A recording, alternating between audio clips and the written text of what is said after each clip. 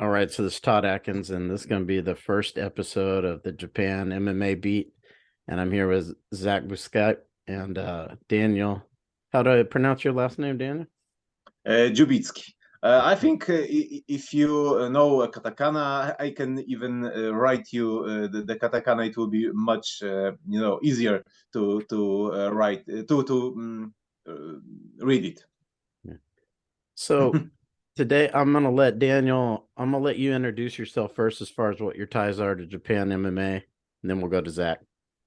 Mm, how I've entered into this world. It won't be a very exceptional way because I've started from the Pride FC, but it was not the first thing from Japanese combat sports because back in 2001 I saw the finals of the World Grand Prix of K1 and since then it was my first Japanese or first sport, and then I saw some MMA bouts, but it was for me initially it was a bit boring because of the ground game. As you know, lots of people have this issue with MMA fights at the beginning, and I had this the same issue too. But later I saw that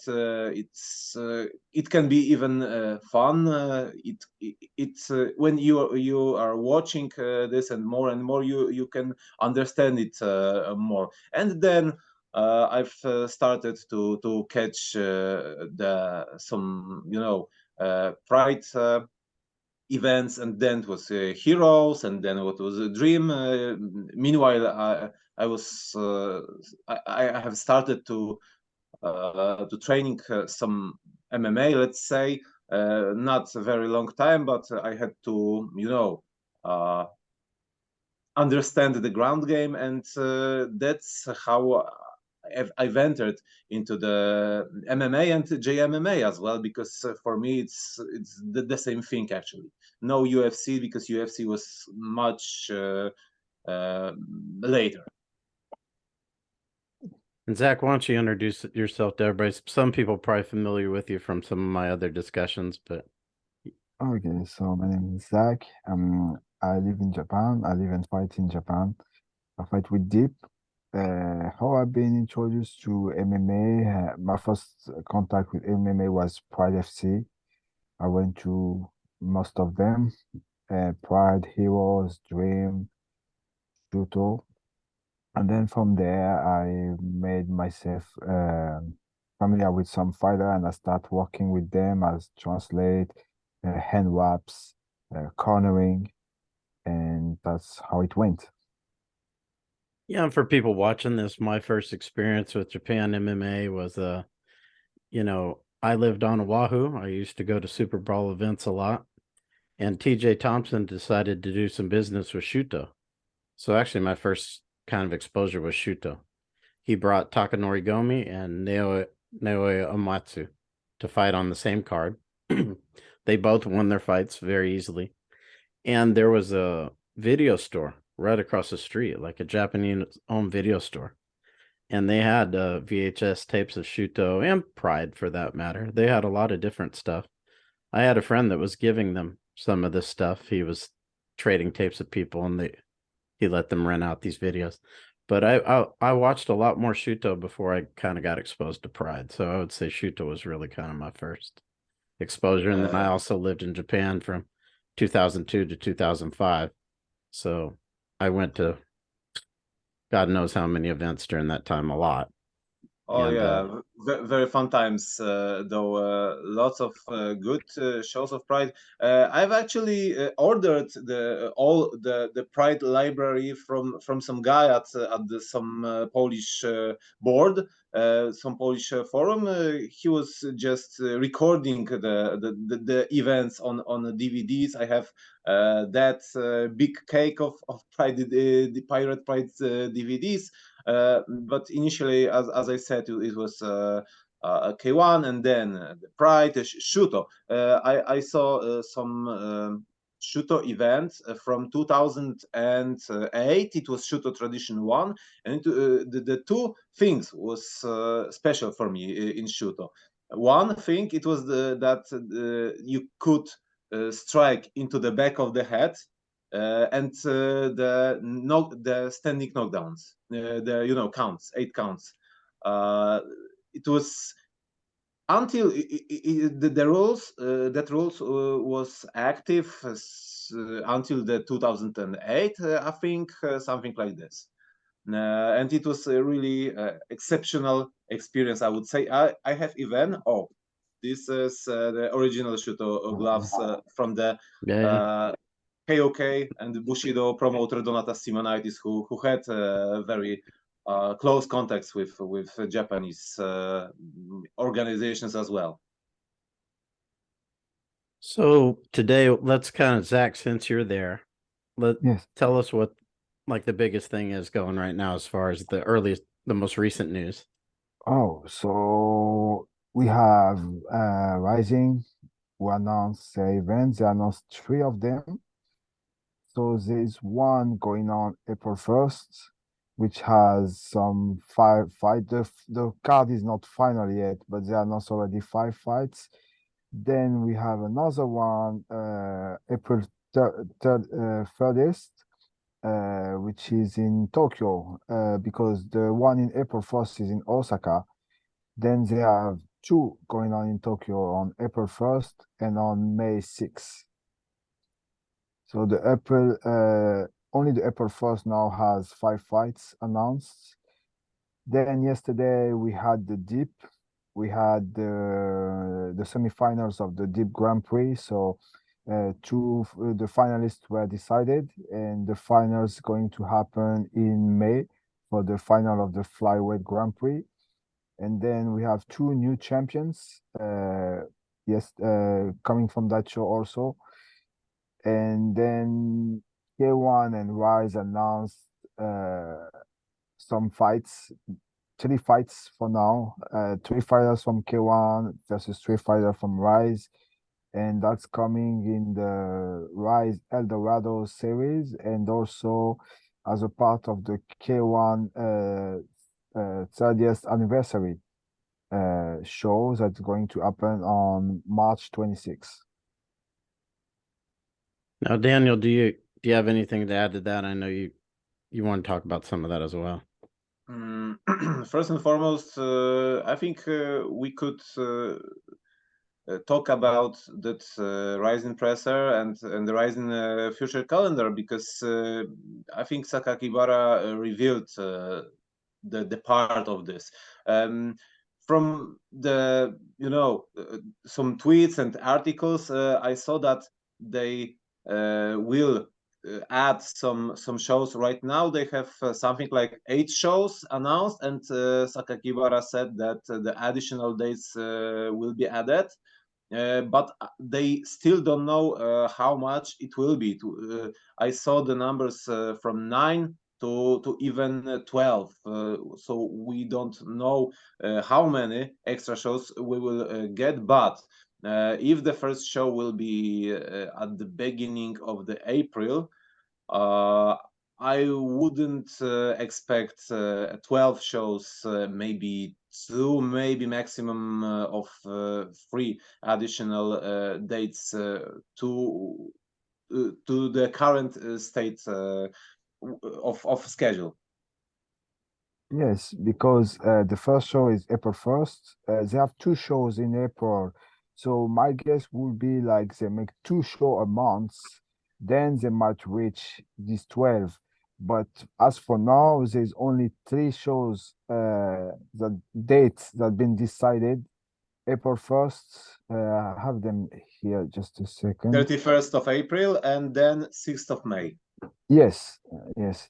And then there's a show that been talked, but nothing as of official yet, because it was said before in the last Rising show that they plan on making fighting Manny Pacquiao against a Japanese lightweight, which of Sakakibara will choose because Manny requested that the fight will be at 170, no, 155, sorry, 155 pounds.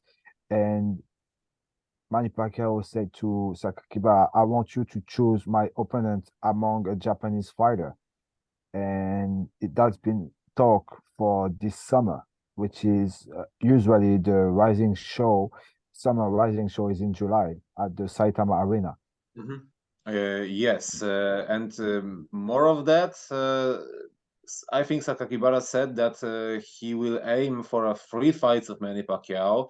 The first one will be in July, the second one in September, and the third in on New Year's Eve. So Yes. I'm really interested who will be the opponents, and as you said, I think that they will stick the plan in summer, and they will choose some Japanese opponent, and then they will try to find something new. Maybe there will be some occasion to bring someone interesting. I said to myself that it will be totally crazy if they will when they will do on New Year's Eve Manny Pacquiao against Floyd Mayweather in MMA, but it's just Anything can happen. In there, anything can happen. I want to ask you I guys a question because people, who used to watch Pride, it was about every 3 months they would have a show. So maybe both of you talk. Maybe I'll let Zach go first. Talk about, how Ryzen's doing more shows. What do you think about this where they're doing, shows very close together? Yes, but not only Rising. Many show as taking that road. Like for example, if we take Pancrase, they announce all the date for the year at the end of 2022. Each end of year, they will announce all the fights, all the dates for the next year. So Pancrase has already announced all the dates, and they pretty much like have show every month. Then we have Deep, which I mean, same thing. And then there's how do you call it? Rising. They are the one who doing the less show actually because they're doing bigger show. They have to rent the big arena like Saitama. Now they're going to rent the Ariake Arena, which was where the K1 Grand Prix was. And so they're renting bigger arenas. So to me, it's not surprising that they're doing less show. But as now we can see they're putting more dates. So maybe they manage to get the fans to has more show in those big places. And then also Shuto is doing the same as well. So it's not just one. I think it's how to say is a tendency is that if you say in English to add more dates to their calendar. I have one question about Deep's calendar. They have announced only the numbered shows, or the local shows like Deep Osaka, Deep Tokyo, and stuff like this. So now the next show is February 18. So February 18 is the Jewel series. So it's the only Oh yeah. women's. And then on that same show, same date, we have the Future Kings. So Future King is kind of the tryouts for Deep. So they have maybe 70 fights. So they have like 8 weight classes, and all those classes are tournaments. And depending on how much people applied for the tryouts, it can go to like last year it was 72 fights. So that's happening on February 18. Then on March 25th, we have the Tokyo Impact, which is like UFC Fight Night. So is they have new talents, and they're showing skills. Uh, that's include like 12 fights, and they have one in the morning and one at night. So is they have volume one in the morning on March 25, and at the evenings they have volume two. and they do like 8 volumes a year for that series. Okay. Yeah, I know the Future King tournament because it has the similar concepts like Shuto Rookie Tournament and Yes, Neo Blood Tournament of Pancras. yes. So Okay. I took part of the tryout of Pancrase, which happened at Enson's Inouye's gym. So I went that, and from that I asked my coach to put me in deep. So after that's how I get with deep now.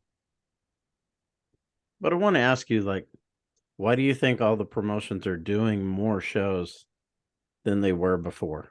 Oh, to me, as I could see yesterday, there's more new people coming to the fight world, the fight scenes.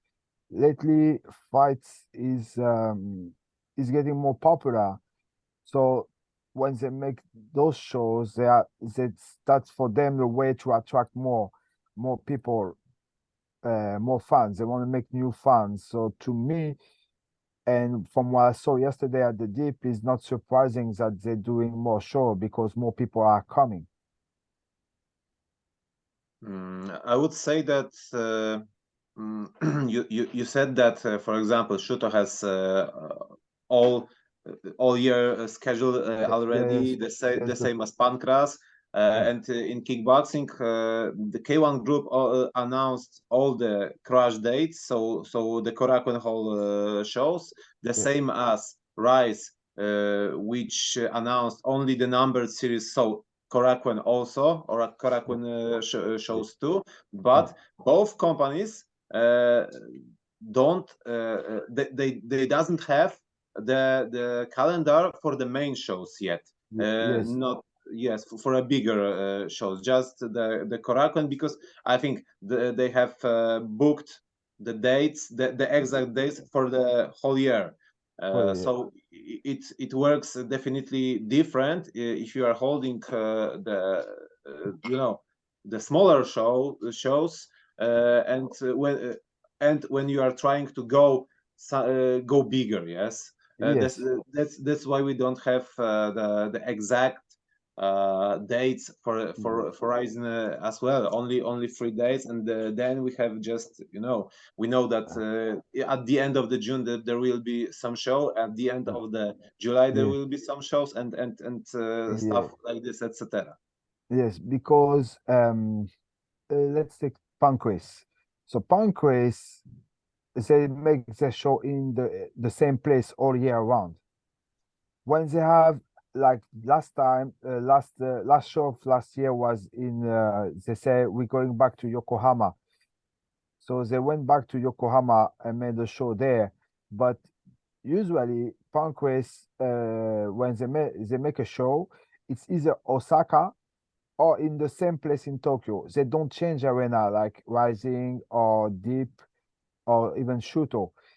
Pancrase stay in the same place.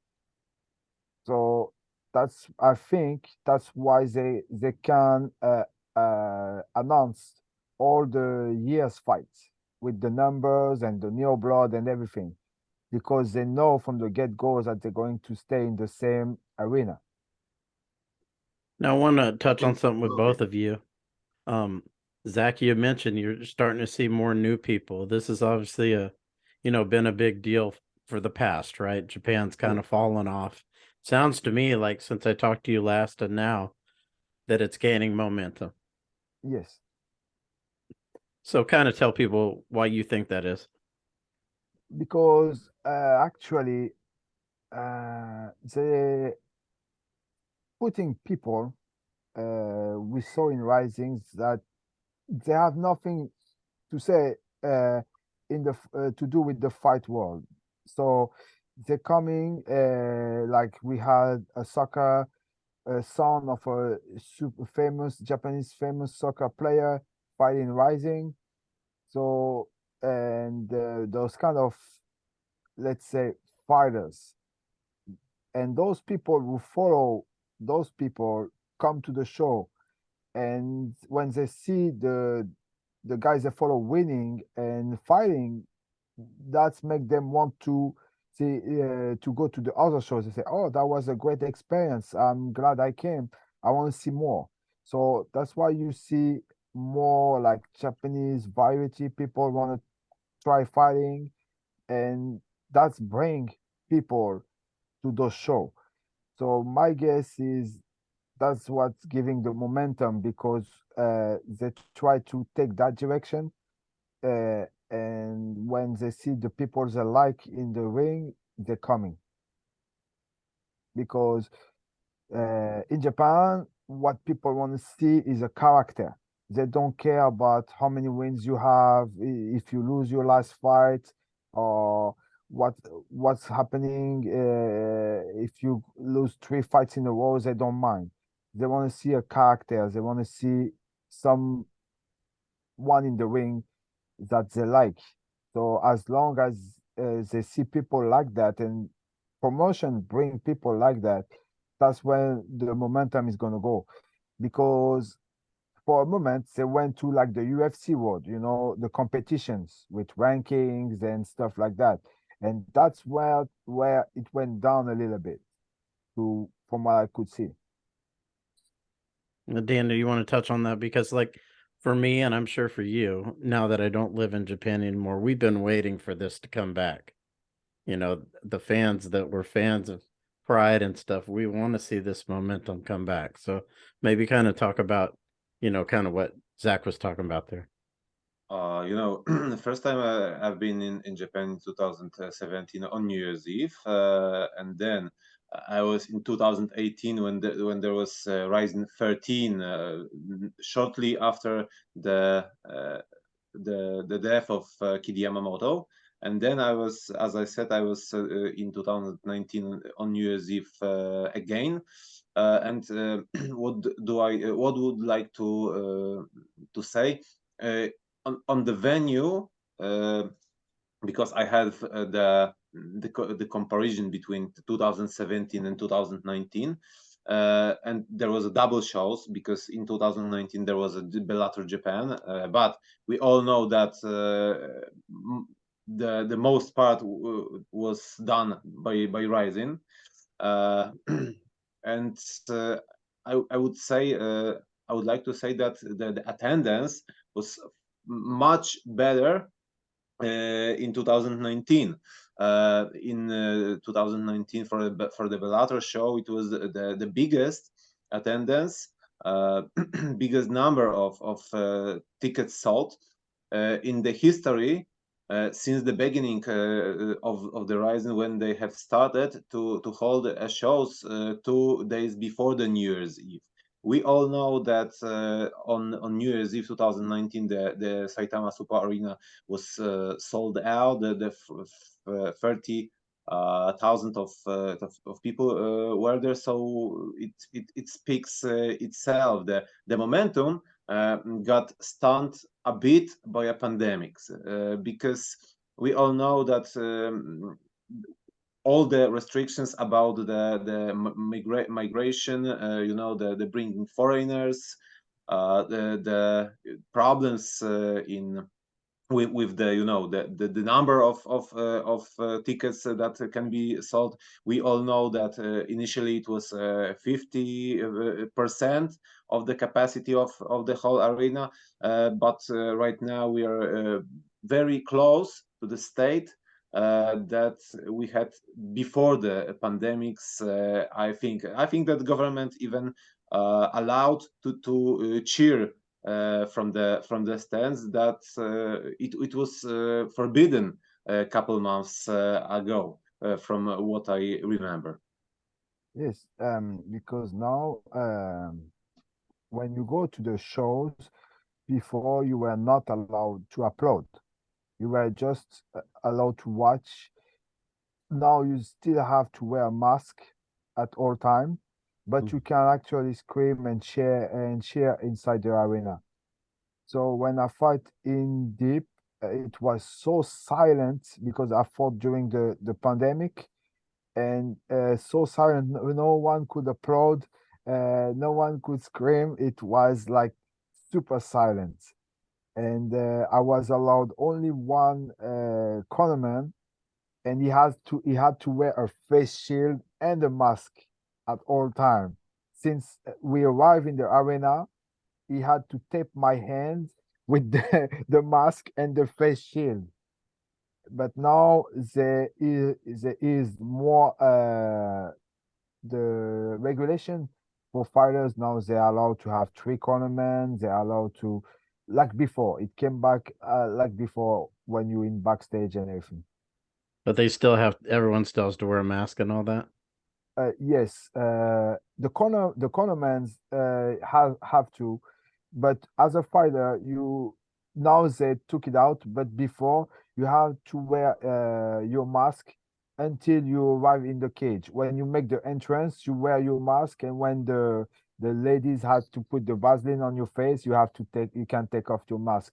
But the corners had to keep it at all time. But I think this is amazing for people. This is another thing. Like people have never been to Japan, like you're saying. Now you're allowed to cheer. Yes. It's amazing that people follow these rules. Like in America, they would never follow these rules. Yes. And Zach, also, okay, yes. okay, uh, go. Oh, yes. When you go to arena now, you have to when you general attendance, they require you to scan a screenshot, and on those screenshot you will have it takes you to scan a QR code. Sorry. Then you scan this QR code, and then it takes you to a page where you have to write your name, your seat, and everything. And then when you register that for the COVID restriction, then you're allowed to enter the arena. That's what they do now. And in smaller show, when you buy a ticket, they put pens, and on behind of your ticket, you have to write your name, phone number, and mail address. And then you're allowed to enter the venue. Go ahead, Daniel. I just wanted to say something about Zach just said before I have started the pandemic and the restrictions topic about the character.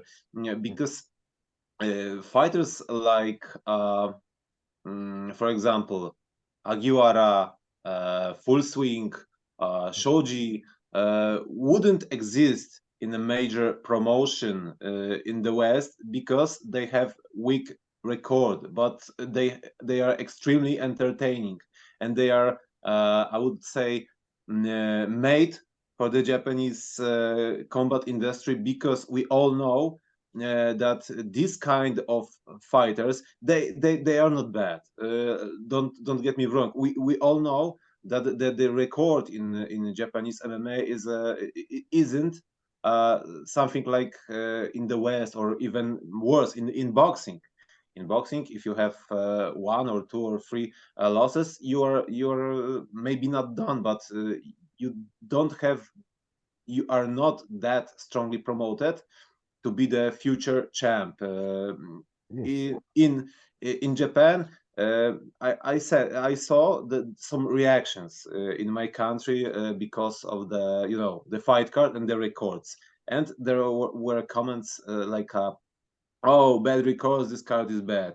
No, they have this kind of records because nobody gives a damn about the records. Yeah. Maybe right now it's a bit different, because there are some new wave of fighters, the new promotional methods.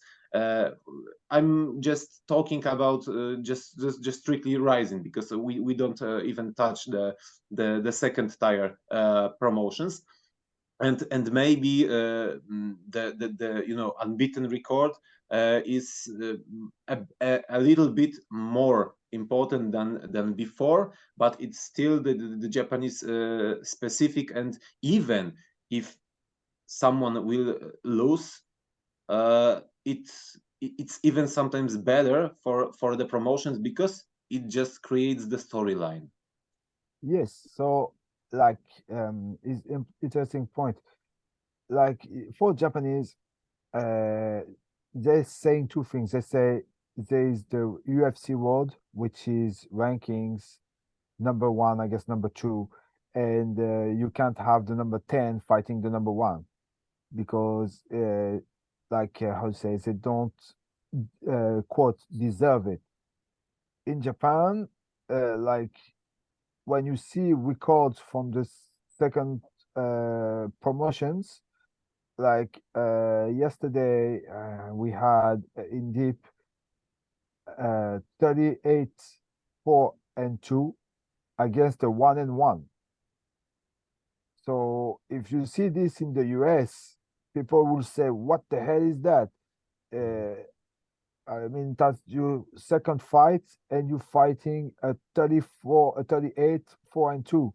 But people were happy to see the fight. They didn't care about the record, and that fight went well. It was good.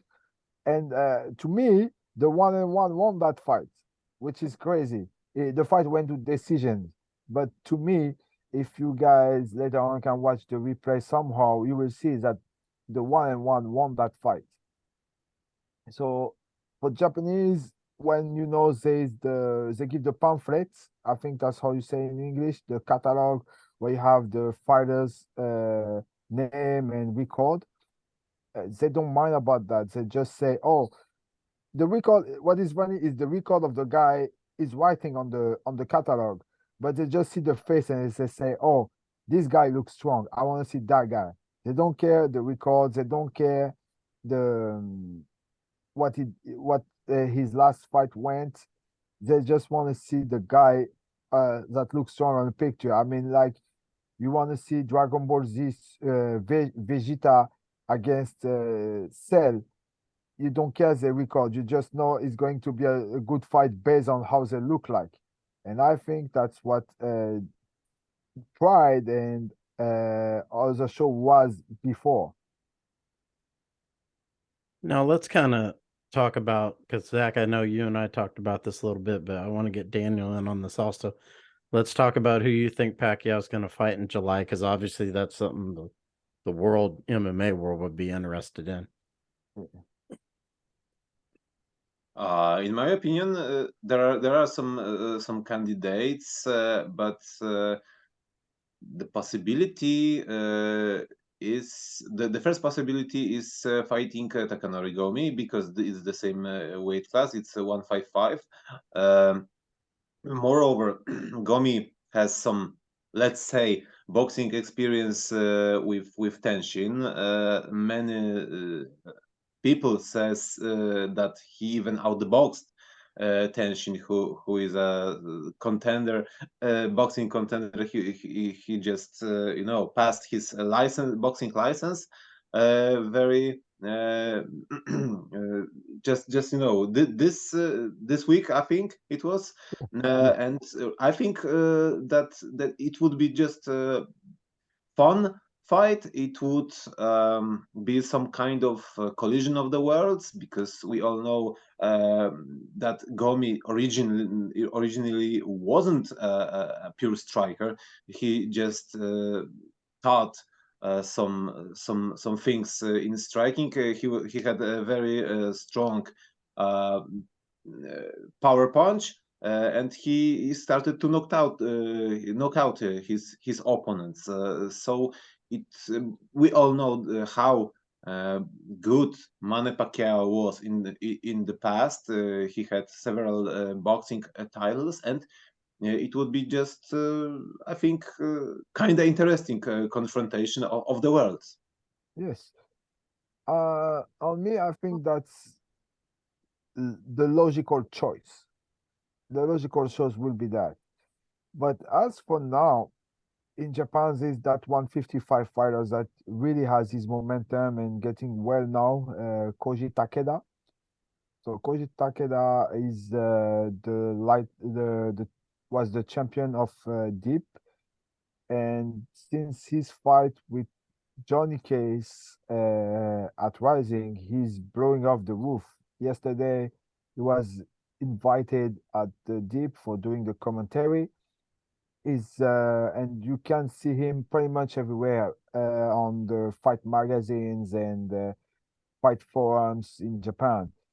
So if we're talking about bringing people to rising, then it would be the candidate. But the problem is, he's not a boxer. He's kind of a wrestler. So that would mean Manny Pacquiao will fight a wrestler instead of a boxer. Gomi is more a striker than Takeda. So the logical choice, and I agree, is that Gomi should be the one fighting Manny Pacquiao. And then if things go well, maybe fight Koji Takeda. If we're talking about the quality and the skills of the two guys, that thing I think Gomi should be the one fighting Manny Pacquiao. Actually, in lightweight in Japan, you don't have many pure strikers Yes, in MMA right MMA. now.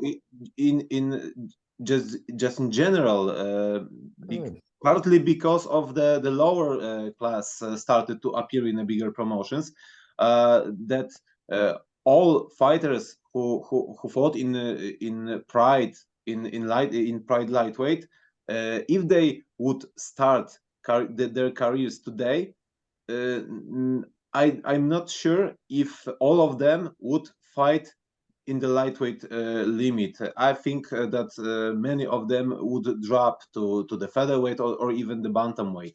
yes, And but that was the time when the lower categories was just 155 on or just 73 kilo as it was in Pride, just to mix up the welterweights and the lightweights, and yes, just Gomi and Max Sakurai. yes, And that's why you had, for example, Imanari in Pride. yes, Right now, you don't. The typical lightweight lost its momentum because of the conditions of the market, and the fact that the lower weight classes just exists on a bigger scale. yes, uh, the fighters are not forced to just fight in the higher limit like Kid Yamamoto in the past. yes. Because now it's true, because now we have Rising made this I think bantamweight Grand Prix that happened. Then now we have Deeps that doing two flyweights, the women's flyweight and the men's flyweight. So the women's flyweight was won by Rin Nakai, and yesterday we have the flyweight semifinal happened. So I think lately the bantamweights and the flyweights are the highlighted classes. Do you think that the winner of Deep Grand Prix Male tournament of flyweights will get a spot in the future Grand Prix of Rising, if it will happen this year? Because we don't know. Sakakibara said it will be flyweight or featherweight.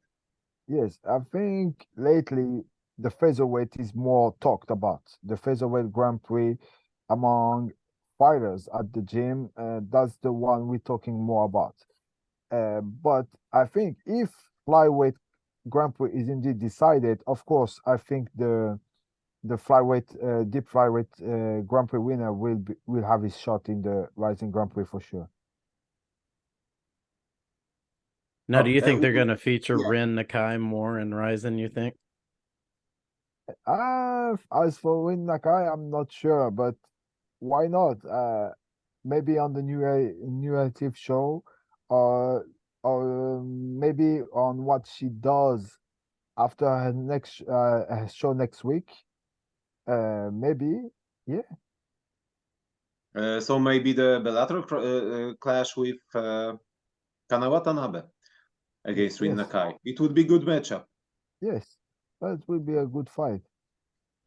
Since you brought up Now, Bellator, yes, I'm sorry, Zach, were you going to say no, something? no, no, please go ahead. No, since you brought up Bellator, since it was recently, I know I talked to Zach about this a little bit, but I want to get both your thoughts on what you saw. Now, Zach, I know what you said, so we'll let you go second. Maybe Daniel, Yes, you go first on this one.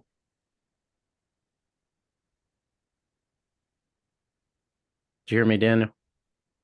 Oh yeah. Yeah, I want So, you to go first as far as the okay. Bellator Rising thing. I've talked to Zach about this, so I Oh, kind of know where okay, he's okay. at on it, but I want to hear what you have to say. Do you want to say my opinion about the fights, or just that Just the cooperation in general? overall. Just the overall. I don't know what was your reception of the that Bellator against Rising series on New Year's Eve, but I was kind of disappointed both by the tactics of the Bellator guys and the outcome of the fights as well, because I think at least two fights the decisions were just a bit. I was not sure about the decisions, but in general, the cooperation. I think it's meaningful because it's since the start of the Rising, and there was Bellator. The Bellator has been since the very beginning of the Rising. As when you will see the when you will take a look at the first two cards of Rising in 2015, you will see how many fighters Bellator sent to Japan. Just this, we all know that.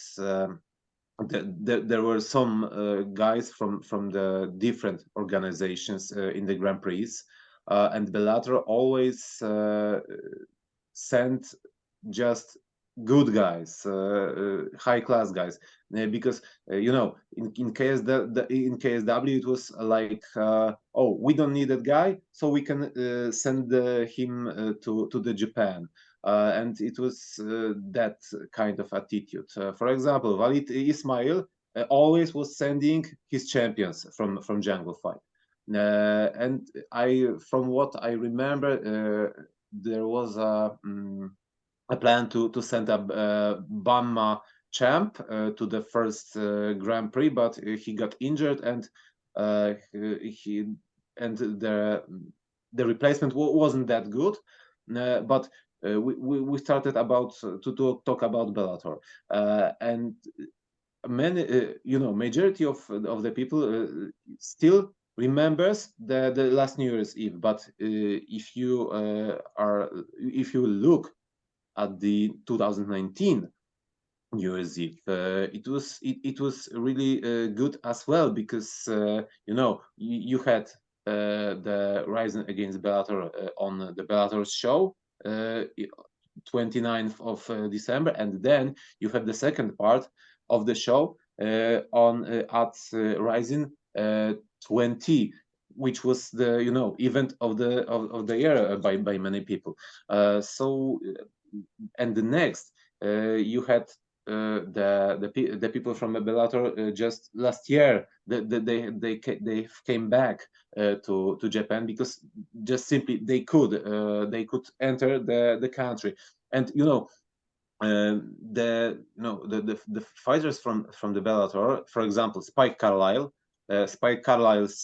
performance at the Rising 35 was much better than all the Rising against Bellator on New Year's Eve, despite of the star power, the names power on just on paper. But from the other hand, when they have announced all the series Rising against Bellator, it was it had a very strong impact, and many of MMA media. It attracted the attention of many MMA media, and this was actually the best side of the whole last Rising against Bellator clash. And I think this is the most important Rising's partner, considering that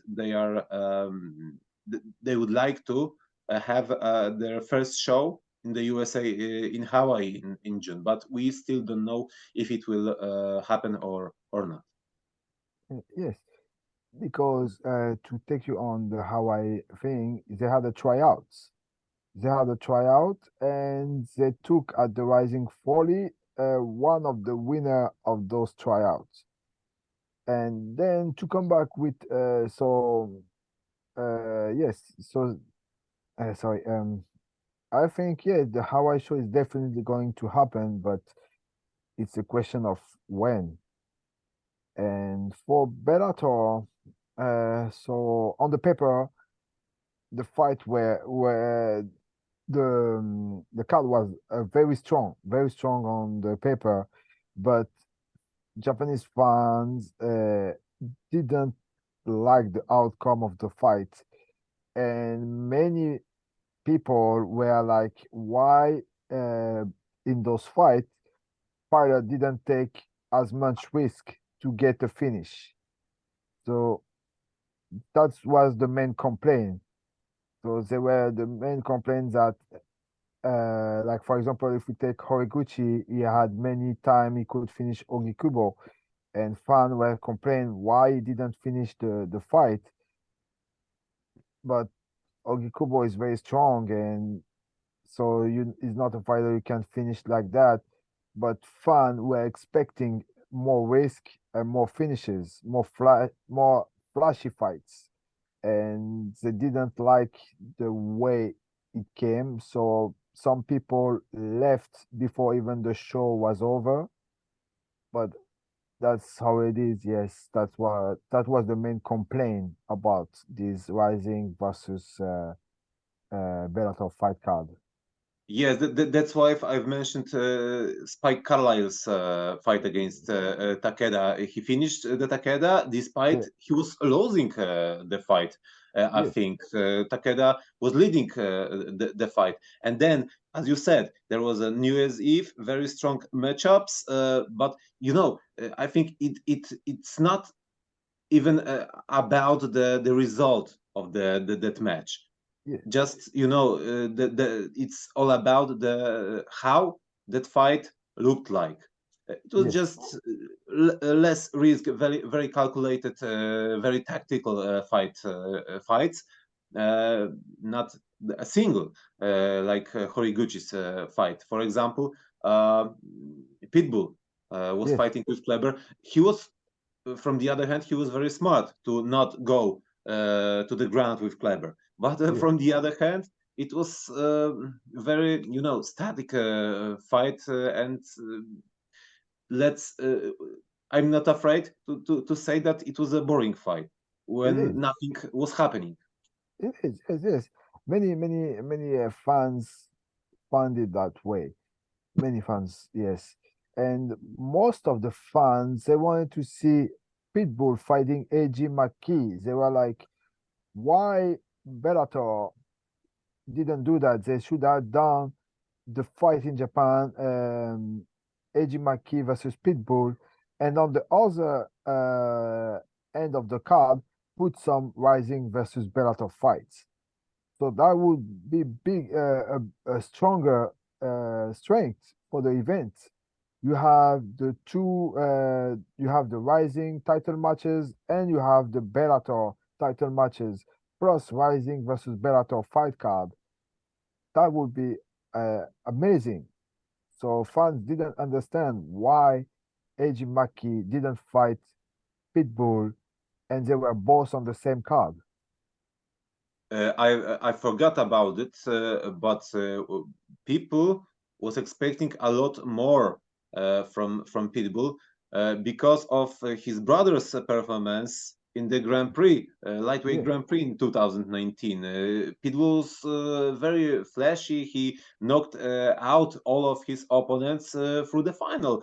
yeah, So it was totally different performance on New Year's Eve by Patricio than Patrikis fights back in 2019. So yes, I'm not very surprised about the reception of yeah, this.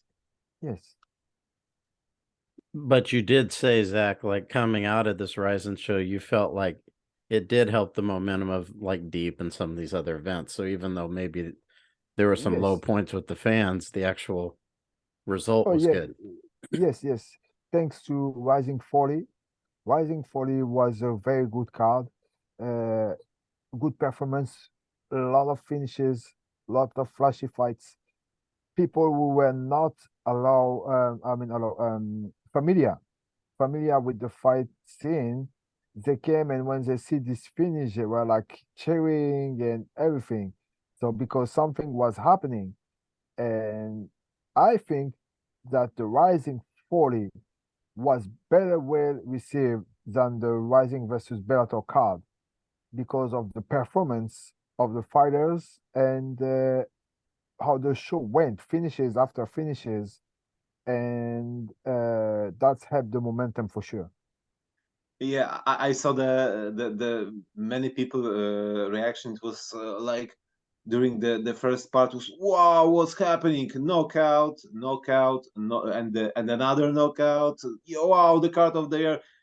But the best just will just come for a couple of moments because there's Ryzen versus Bellator, and then the Ryzen against Bellator happened, and everyone was like just big disappointment Yes, because everyone was pumped up after the first part. yes. Because if you remember, I was there with Sydney when he fight Michael Chandler. So the Bellator was in the Yes, morning, and then afternoon we had the Rising show. So in the I morning, remember. Okay, go uh, go ahead. oh, sorry about that. In the morning we have the Bellator, and it was like the Bellator cage, the Bellator production, and on this time it was everything in the Rising Ring.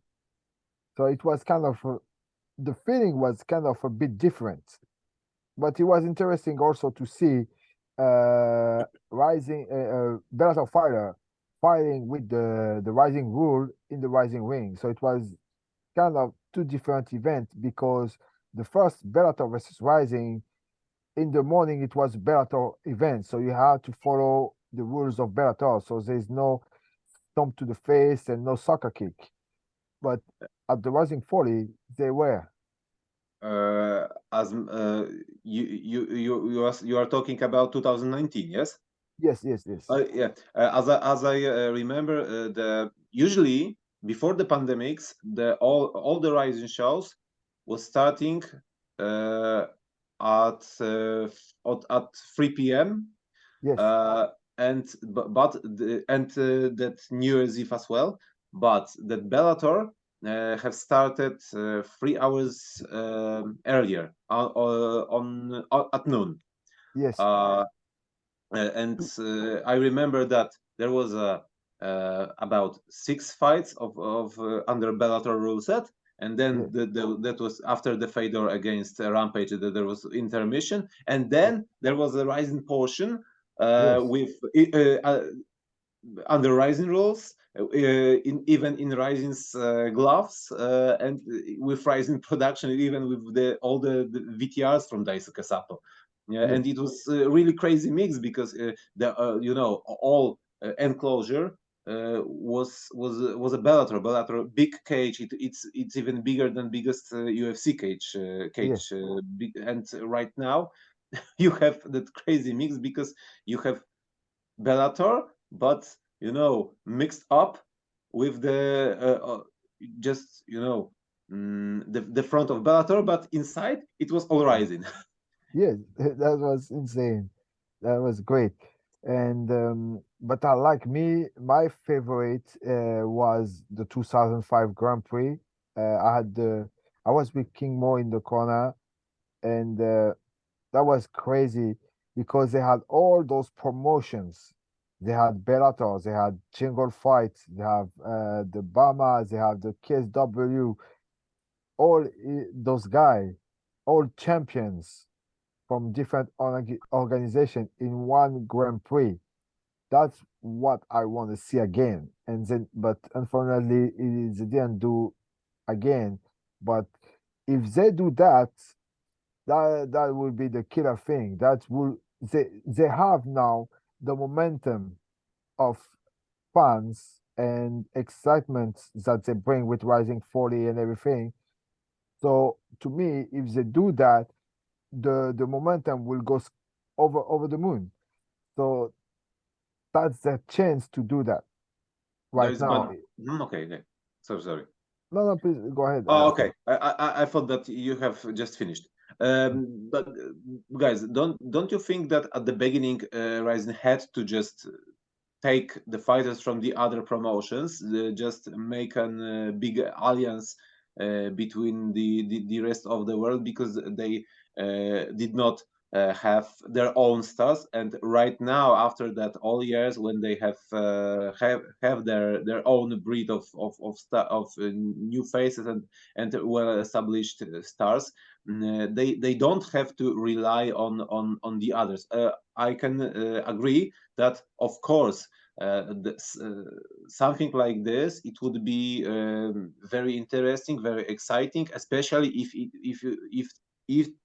it would be in the lower weight class, for such as flyweight. To take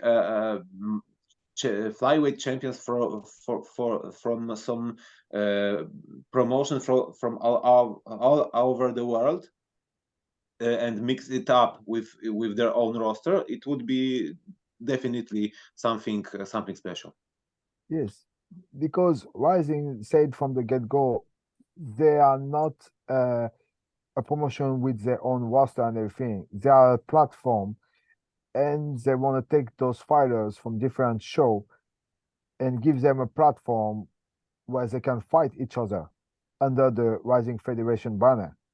So from the beginning, when they launched the Rising show, that was the original plan. I don't know if that plan changed over the year because they created faces and character with those Rising show. But the original plan was to take fighters from all over promotion in the world and give them a platform to fight each other in Japan. But actually, that concept was present in one of the Ultimate Fighter seasons, where Ogikubo was fighting. He was Yes, a shooter representative, and they have took all the champions from all over the world, from the maybe not major promotions, but from promotions all over the world in bantamweight. So it yes, was a kind of interesting concept, and they have never repeated that. yes. Because there is that problem. I think I'm not sure if that, but I think it's play a major part of that. When we had, for example, the UFC in Japan, the UFC was has the time official time for pay-per-view in the US. But here the UFC start at 7 o'clock in the morning. So and same with one FC.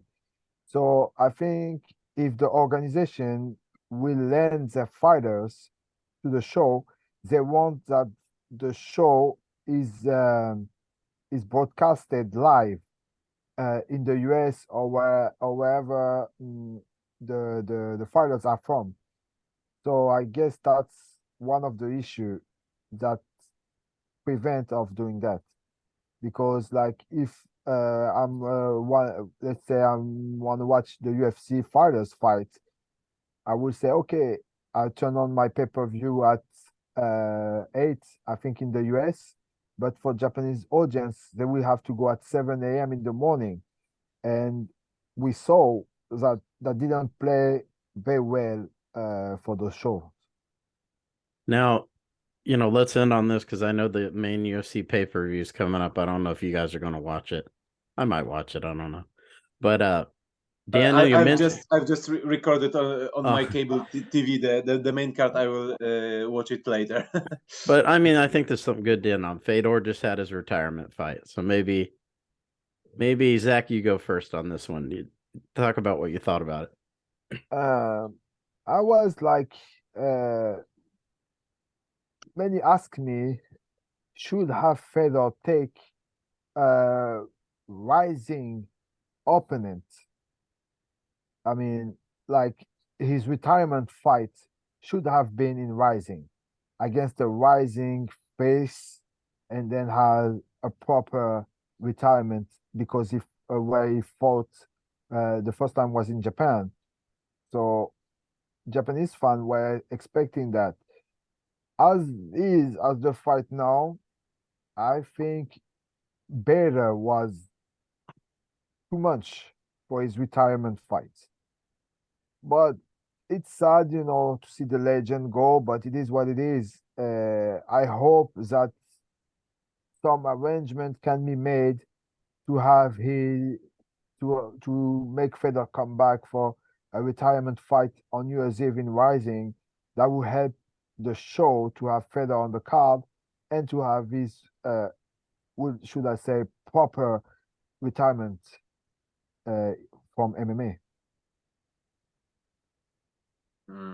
I would like to say that yes, it was sad to see the loss like this in the first round, very first round against the current champion. But from the other hand, I can get the sense of that matchup with Ryan Bader, because this is a fighter that who is considered as the heavyweight greatest of all time.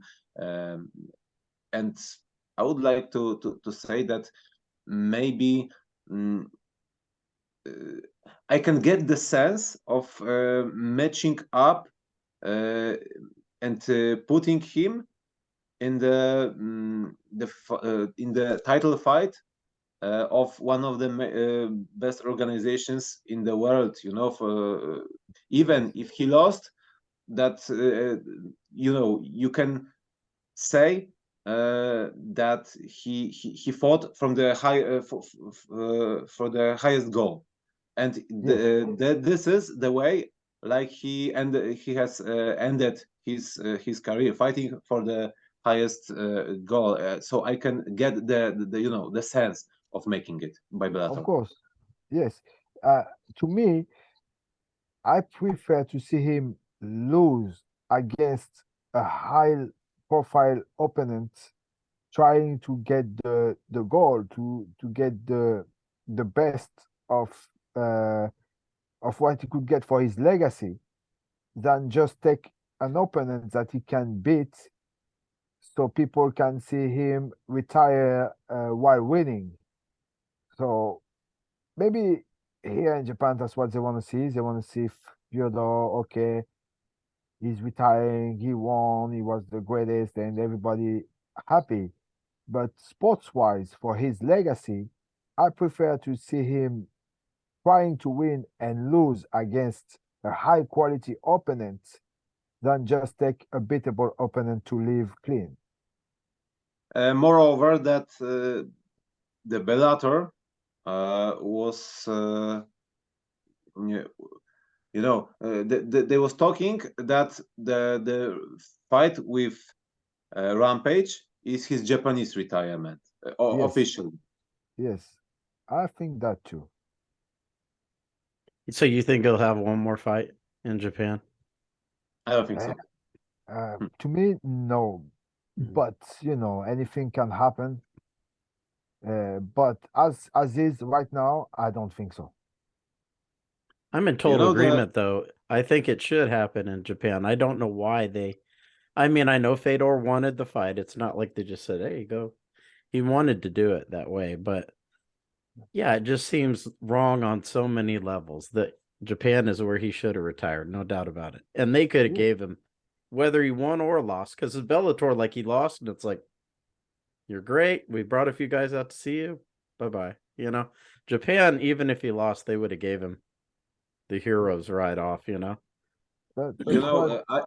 I think from the business point of view, Bellator wanted to have his retirement fight at their own show, not to lend him to the Rising for his last fight. From the business point of view, if they would like to have his last fight in the career in Japan, they would have to set up the date in Japan. We all know that making a show in Japan, especially for the foreign promotion, isn't too easy. Like we could see with one championship, for example, or even UFC a bit earlier. And to have the show, to set up the date, you have to um, have lots of factors that should be done. The venue, the proper fighters who are available at the date, and many other stuff. I think that Bellator just made it in the easiest way that it's profitable for them.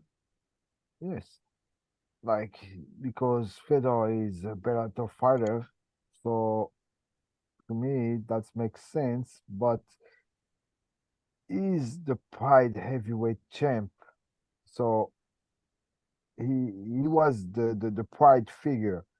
So to me, maybe just bring him for an apparition. So he come in the ring and he say thank you Japan or something like that. But something at some point has to happen in Japan. But of course, Bellator wants to keep Fedor because he's signed with them, and that's a Bellator strength.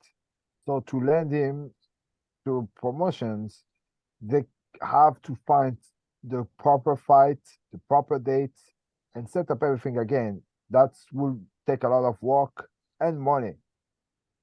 And you know what happened? We are talking about the Fedor's last fight in Bellator, not in a different promotion. This is the point. Yes, Yeah. yes. Well, I think that's something good to end on. I know the pay-per-view's coming up here. And I want to thank you guys for taking the time to do this. And Okay. whenever you guys want to do another one, if we have something good to talk about, we'll go ahead and do another one. So everyone checking this out, signing off, Japan MMA Beat episode 1 with Daniel and Zach. Take care.